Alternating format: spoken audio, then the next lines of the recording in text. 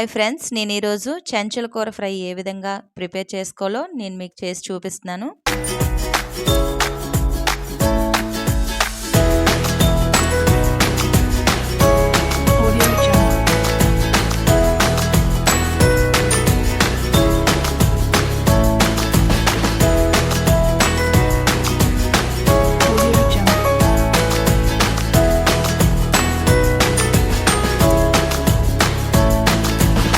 దీనికోసం అయితే ముందుగా మనం ఈ ఆకును శుభ్రంగా కడుక్కోవాలి. ఆకైతే 2-3 సార్లు నీట్‌గా కడుక్కోవాలండి. ఎందుకంటే చిన్న మొక్కలు ఉంటాయి కదా!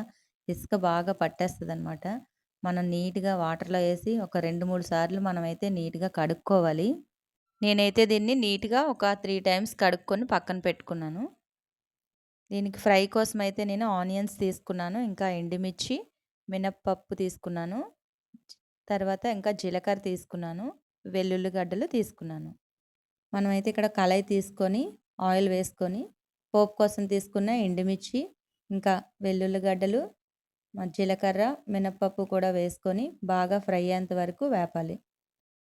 పోపు వేగిన తర్వాత మనం కట్ చేసి పెట్టుకున్న ఆనియన్స్ని కూడా అందులో వేసుకొని కొంచెం గోల్డెన్ బ్రౌన్ కలర్ వచ్చినంత వరకు బాగా వేపుకోవాలి. పోపు ఏదైతే ఉందో అది బాగా వేగిపోయిన తర్వాత మనం తీసుకున్న ఆకుకూర అంతా కూడా అందులో వేసేసుకోవాలి.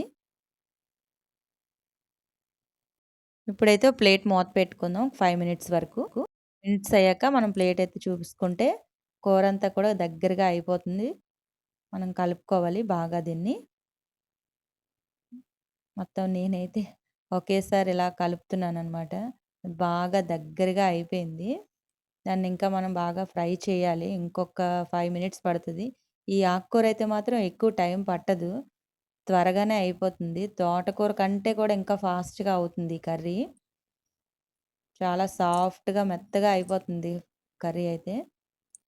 ఇప్పుడు మనం సాల్ట్ వేసుకుందాం. మనకి ఎంత కావాలంటే అంతే ఎవరి ఇష్టం ప్రకారం వాళ్ళు ఏసుకోవచ్చు సాల్ట్ అయితే. మేము కొంచెం తక్కువ తింటాం కాబట్టి నేనైతే తక్కువగానే ఏసుకున్నాను. సాల్ట్ ఏసుకున్నాక కొంచెం బాగా కలుపుకోవాలి.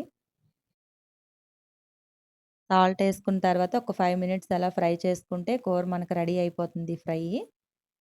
నా కర్రీ అయితే రెడీ అయిపోయింది.